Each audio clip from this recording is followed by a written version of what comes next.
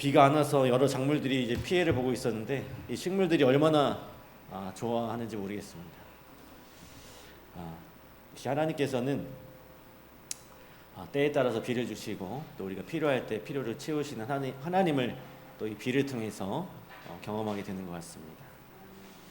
오늘 우리 함께 나눌 말씀은 믿음으로 말하라 라고 하는 제목으로 함께 말씀 나누고자 합니다. 우리 다 함께 민수기 14장 28절에 있는 말씀 보겠습니다.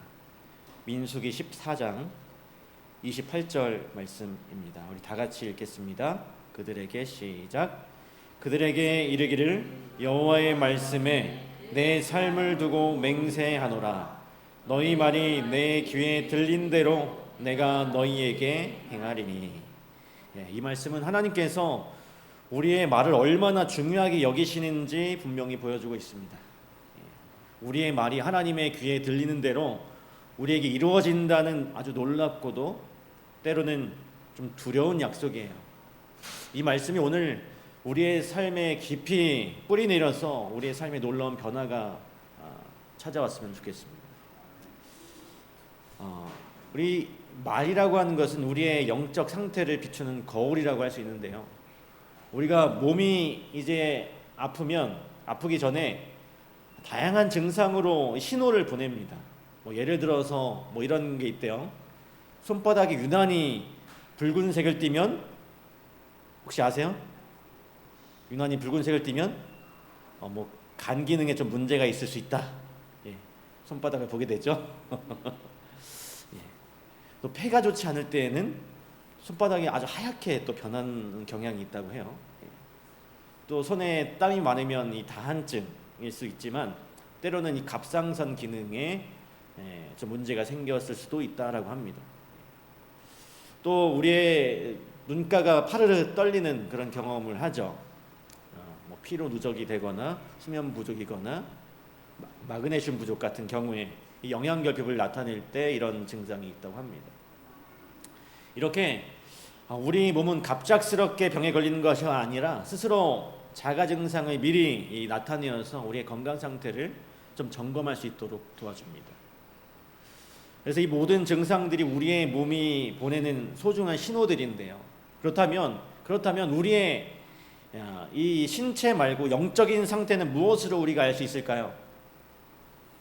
우리의 영혼이 지금 건강한지 아니면 병이 들어있는지 한눈에 알아볼 수 있는 가장 확실한 방법은 바로 우리들의 말입니다. 우리가 하는 말이에요. 우리가 어떤 말을 주로 사용하는지를 돌아보면 우리의 영적인 건강 상태를 파악할 수 있게 되는 것입니다. 그러면 여러분 요즘 어떤 말을 주로 하시면서 사십니까? 여러분들이 하는 말이 어떤 말이신가요? 긍정적이고 소망이 가득한 말을 많이 하셨습니까? 아니면 불평과 원망과 비방과 그리고 부정적인 말들을 많이 하셨습니까? 오늘 우리의 말은 우리의 영혼을 비추는 거울입니다. 불평하고 비방하는 말을 습관적으로 하는 사람은 영적으로 병들어 있음을 나타내고 있어요. 아무리 그럴싸한 어떤 변명이나 합리화를 세운다 할지라도 부정적인 말은 하나님께서 보시기에 옳지 않은 말인 것입니다. 반대로 우리가 아무리 힘들고 또 억울한 상황 속에 있다고 해도 그 속에서 찬양이 흘러나오고 항상 감사가 넘친다면 그것은 영적으로 매우 건강하다는 증거이죠. 우리의 이 말은 우리의 영적인 건강을 보여주는 가장 쉬운 척도입니다. 우리가 사용하는 이 언어, 하는 말들이 단순한 의사소통의 도구를 넘어서서 그것은 우리의 속에 있는 이 내면 세계에 우리의 생각과 감정과 그리고 영적인 이 성숙도를 드러내는 창문이라고 할 수 있는 것이죠. 마음속에 무엇이 가득하느냐에 따라서 입에서 나오는 말이 달라지게 되는 것입니다. 예수님께서도 이렇게 말씀하셨어요. 마태복음 12장 34절에 보면 예수님께서 이렇게 말씀하셨습니다. 독사의 자식들아 너희는 악하니 어떻게 선한 말을 할 수 있느냐? 이는 마음에 가득한 것을 입으로 말함이라 라고 말씀하셨습니다. 우리의 말들이 이 불평과 원망으로 가득하다면 우리의 이 마음속에 불만과 좌절이 가득하다는 증거일 수 있습니다. 반대로 감사와 고백과 찬양이 넘친다면 그것은 우리의 마음이 하나님의 은혜와 평강으로 충만하다는 그런 증거겠죠. 그래서 오늘 우리들은 매일매일 우리들의 말을 점검할 필요가 있는 것입니다. 우리의 영혼이 지금 어떤 상태인지를 우리의 말을 통해서 깨닫고 필요하다면 하나님 앞에 나아가서 회개하고 치유함을 받아야 하는 것이죠. 여러분, 우리가 하는 말에는 놀라운 창조의 우리의 말이 아니라 하나님의 말씀에는 창조의 능력이 있습니다. 하나님께서 천지를 창조하실 때 무엇으로 창조하셨어요? 이 말씀으로 창조하셨습니다. 우리 창세기 1장 6절로 7절을 보면 하나님이 이르시되 물 가운데 궁창이 있어 물과 물로 나뉘라 하시니 하나님이 궁창을 만드사 궁창 아래의 물과 궁창 위의 물로 나누게 하시니 그대로 되니라. 이렇게 기록하고 있죠. 하나님께서 이렇게 말씀하시니까 그대로 되었어요. 정말 놀라운 일이죠. 요한복음 1장 14절에 또 보니까요, 여기 어떻게 기록되어 있냐면 요한복음 1장 14절입니다. 말씀이 육신이 되어 우리 가운데 거하심에 우리가 그의 영광을 보니 아버지의 독생자의 영광이요 은혜와 진리가 충만하더라 라고 기록되어 있습니다. 우리를 구원하신 예수 그리스도가 곧 창조의 말씀이심을 분명히 증거해주고 있는 것입니다. 이처럼 하나님의 이 말씀, 하나님의 말은 창조적 그 능력의 그 자체인 것입니다. 여러분, 그렇다면 하나님의 그 말에, 하나님의 말씀에는 이 창조적 능력이 있는데 우리의 말에는 어떤 능력이 있을까요? 우리가 하는 말이 능력이 있을까요? 없을까요? 있죠. 있겠죠. 우리는 하나님의 형상대로 지음을 받았습니다. 그렇기 때문에 비록 이 죄로 인해서 그 능력이 좀 제한되었지만 우리의 말에도 분명히 영향력이 있습니다. 영향력이 있어요. 우리가 좋은 말을 하면 우리 가정이 화목해지고 긍정적인 분위기가 형성되는 이 선한 영향력이 있다는 것에 여러분 동의하십니까? 예. 반대로 우리가 부정적이고 불평하는 말을 습관적으로 사용한다면 우리 가정의 분위기가 침체되고 어두워지고 심지어 가족 간의 관계가 좀 깨지게 되겠죠. 어느 집에 아들이 이제 학교에서 성적표를 받아왔는데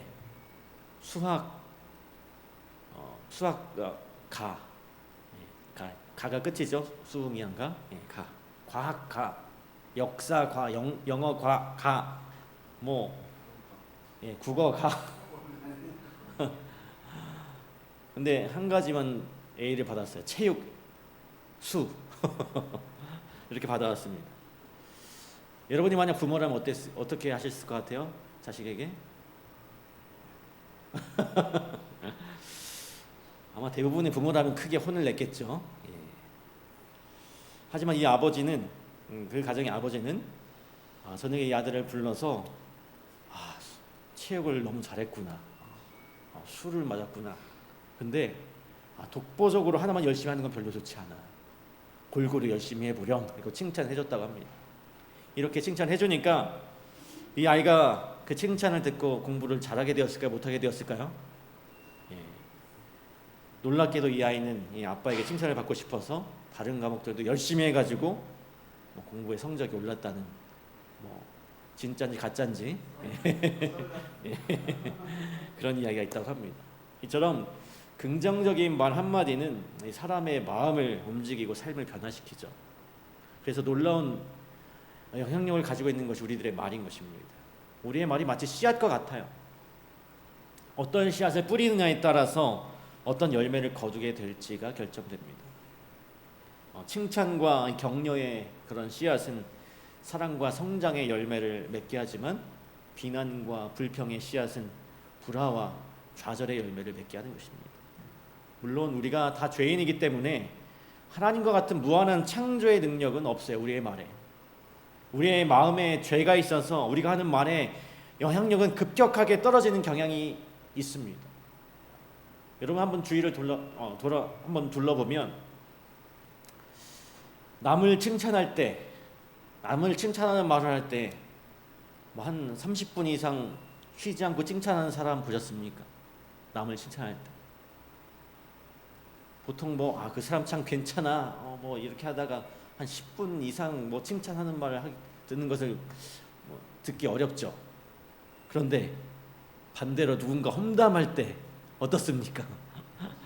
한 시간도 모자라요.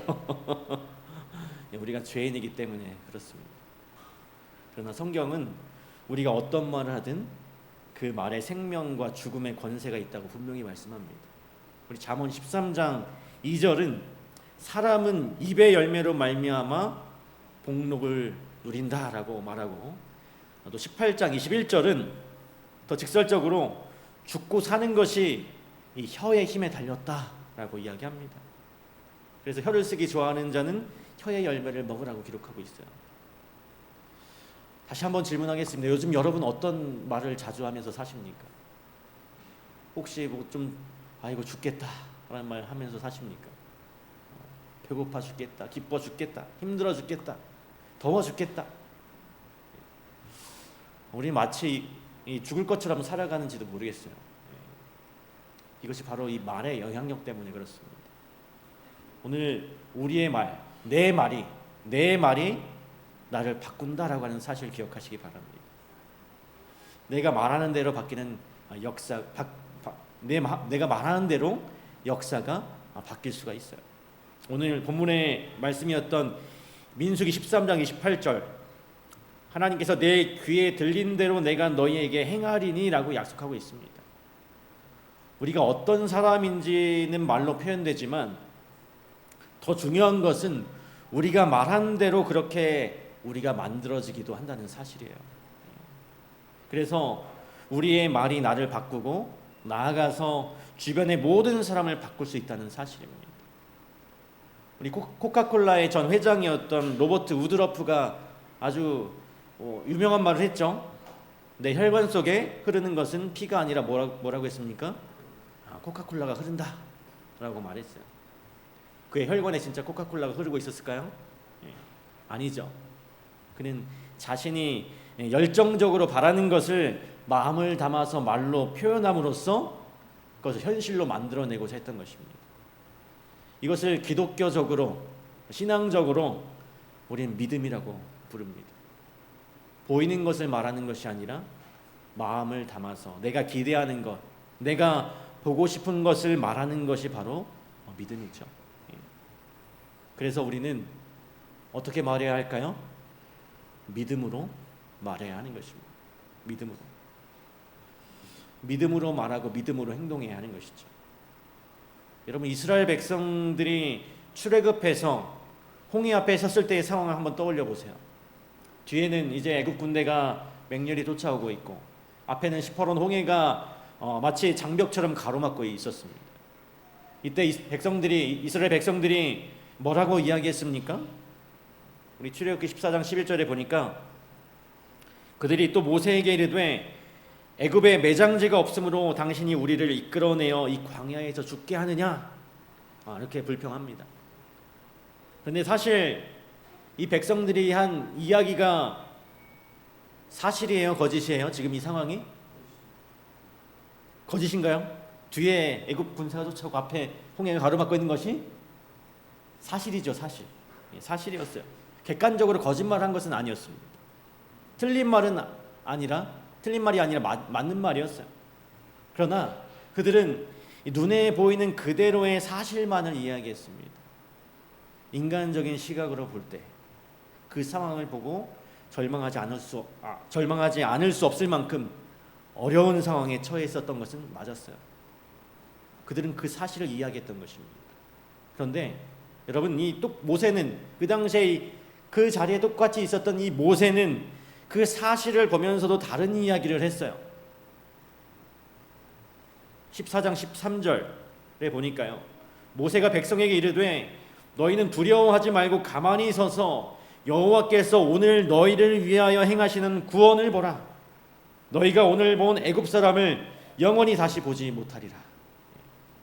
이스라엘 백성들의 눈에 보이는 이스라엘 백성들은 눈에 보이는 것만을 사실만 이야기했지만 모세는 무엇을 이야기합니까? 그는 눈에 보이는 것을 이야기하는 것이 아니라 믿음을 담아서 보고 싶은 진실을 이야기했어요. 그는 사실을 이야기하는 것이 아니라 하나님께 믿음을 담아서 간절히 아뢰고자 하는 그 진실을 이야기했던 것입니다. 그리고 오늘 우리가 본문에 있는 말씀처럼 하나님께서는 모세의 말이 당신의 귀에 들린 대로 정말로 그렇게 해주셨어요. 여러분, 다윗이 이 골리앗을 물리칠 때도 골리앗 앞에 섰을 때도 마찬가지였습니다. 다윗은 골리앗을 두려워하지 않았어요. 모두가 다 두려워하고 있는데 다윗은 골리앗을 향해 이렇게 선포합니다. 다윗이 블레셋 사람에게 이르되 너는 칼과 창과 단창을 가지고 내게 나아오거니와 나는 만군의 여호와의 이름 곧 내가 모욕하는 이스라엘 군대의 하나님의 이름으로 내게 나아가노라. 여러분, 우리가 성경을 아무리 찾아봐도 하나님께서 다윗에게 야, 어떤 키 큰 사람이 올 거야. 그러면 네가 돌을 한 5개 잘 골라서 가야 돼. 그러면 네가 이길 거야.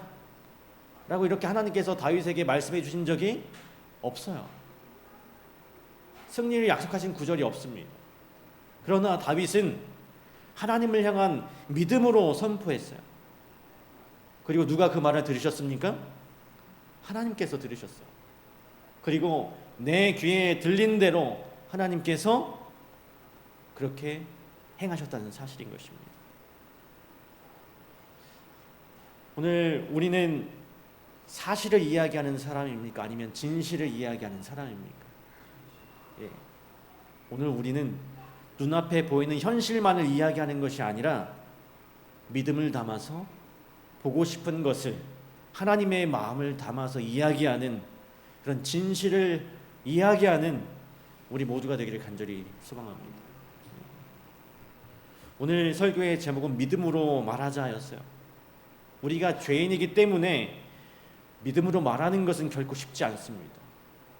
하지만 우리가 믿음으로 말할 수 있는 유일한 방법은 바로 하나님을 바라보는 것입니다. 예수님께서 5,000명을 먹이시는 그 기적을 행하셨을 때 많은 제자들은 자신들의 형편을 바라보면서 돈이 없어요, 해줄 수 없어요 라고 말했습니다. 그러나 예수님을 바라본 제자는 문제를 해결할 수 있었어요. 다윗은 이 모두가 거대한 골리앗을 쳐다보고 두려워하고 있을 때 그 골리앗 뒤에 서 계신 살아계신 하나님을 바라보면서 믿음으로 나아갔습니다. 민수기 14장에서 12 정탐꾼을 가나안 땅으로 보냈을 때 10명의 정탐꾼은 그 땅의 거인들과 견고한 성읍이라는 그 상황만을 바라보면서 부정적인 보고를 했죠. 그러나 갈렙과 여호수아는 그 뒤에 계신 하나님을 바라볼 때 믿음으로 긍정적인 보고를 할 수 있었습니다. 2015년 6월 17일 미국 사우스캐롤라이나주의 찰스턴이라는 곳에서 일어났던 비극적인 사건이 있었습니다. 한 백인 우월주의 남성이 흑인 교회에 들어가서 총기를 난사해서 담임 목사님과 9명이 사망하는 그런 사고가 있었습니다. 이 백인 우월주의자가 인터뷰에서 흑인들은 쓰레기 같은 인종이라고 말하면서 백인만 남아야 한다고 주장했을 때 모든 흑인들에게 엄청난 울분이 치밀어 올랐고 폭동이 일어나기 직전까지 갔습니다. 그 희생자들의 교회 장례식이 마치면 마치 그 LA 폭동과 같은 대규모의 폭동이 일어날 것이라고 예측이 되었어요. 그때 미국의 대통령이 누구였냐면 버락 오바마였습니다. 이 흑인이었던 이 오바마 대통령은 이 장례식에 참석해서 마지막 설교를 하게 되었습니다. 흑인들은 오바마가 자신을 옹호하고 지지해 줄 것이라고 기대했습니다. 그러나 오바마 대통령의 정치적 신념은 우리는 하나다라는 국민 통합의 그 메시지를 늘 강조하는 것이었어요. 그래서 초미의 관심인 과연 그가 이 미묘한 상황을 어떻게 풀어나갈 것인가에 집중이 되었습니다. 이 장례식 마지막 설교에서 오바마는 스스로 이 제시한 비전인 이 국민 통합을 위해서 단 한 번도 자신이 흑인이라는 점을 강조한 적이 없었습니다. 그런데 그 자리에서 이 오바마가 어떤 말을 했을까요? 무슨 말을 했을까요? 이 오바마 대통령이 어떤 설명하거나 설득하는 대신에 바로 한 찬양을 불렀습니다. Amazing Grace라고 하는 찬양을 불렀어요. 자비로운 주 하나님. 이 찬송가를 작사한 이 존 뉴턴은 한때 흑인을 잡아서 사고 파는 그 노예선의 선장이었지만 회개하고 하나님의 은혜를 깨달은 인물이었습니다. 그리고 이 찬양은 이 노예에 대한 그의 참회록이자 위로의 노래였어요. 그래서 이 오바마는 이 찬양을 부름으로써 이 백인과 흑인에게 동시에 메시지를 던졌던 것이었습니다. 그것은 바로 참회하고 위로하고 그리고 용서하자라고 하는 메시지였습니다. 그가 오직 이 하나님의 은혜를 찬양함으로써 그들도 우리도 하나님의 은혜로 살아가는 사람들이라는 메시지를 던졌던 것입니다. 이것이 바로 설명이나 설득을 넘어서는 진정한 믿음의 말이었던 것이죠. 오늘 우리의 시선이 사람이나 상황에 고정되면 우리는 절망하고 부정적인 말을 할 수밖에 없습니다. 그러나 우리의 시선이 이 전능하신 하나님께 고정될 때 우리는 비로소 믿음의 말을 선포하게 되는 것입니다. 어려운 상황 속에서도 하나님의 능력을 신뢰하고 긍정적인 언어를 사용하는 것이 바로 하나님을 신뢰하는 믿음의 증거입니다. 오늘 우리가 다시 한번 이 놀라운 하나님의 약속을 기억해야 합니다. 그들에게 이르기를 여호와의 말씀에 내 삶을 두고 맹세하노라. 너희 말이 내 귀에 들린 대로 내가 너희에게 행하리니. 오늘 여러분은 하나님의 귀에 어떤 소리가 들리도록 말하고 계십니까? 우리가 믿음으로 말할 때 하나님께서는 그 말을 우리의 삶 가운데 기적처럼 이루십니다. 우리의 말이 단순히 소리나 글자가 아니에요. 그것은 우리의 생각과 신념을 담는 그릇이고 우리의 미래를 만들어가는 하나의 도구라는 사실입니다. 우리의 긍정적인 말은 긍정적인 에너지를 불러오고 부정적인 말은 부정적인 결과를 초래할 수밖에 없습니다. 이것은 단순한 어떤 심리학적인 효과를 넘어서 하나님께서 우리의 말을 들으시고 그 말대로 역사하신다는 영적인 원리인 것입니다. 그래서 우리는 매 순간 우리의 입술에서 어떤 말이 나오는지 주의 깊게 살펴야 하는 것이죠. 그러면 우리 사랑하는 성도 여러분, 이제는 눈에 보이는 사실만을 이야기하는 사람이 아니라 마음을 담아서 진실을 이야기하는 그런 사람들이 되시길 간절히 바랍니다. 그냥 눈에 보이는 것을 이야기하는 사람이 아니라 믿음을 담아서 보고 싶은 것을 이야기하는 그런 사람들이 되시길 간절히 바랍니다. 사람의 마음을 이야기하는 것이 아니라 하나님의 마음을 담아서 하나님의 마음으로 이야기할 수 있는 우리 모두가 되길 간절히 바라면서 말씀을 마치도록 하겠습니다. 이 시간에 우리 함께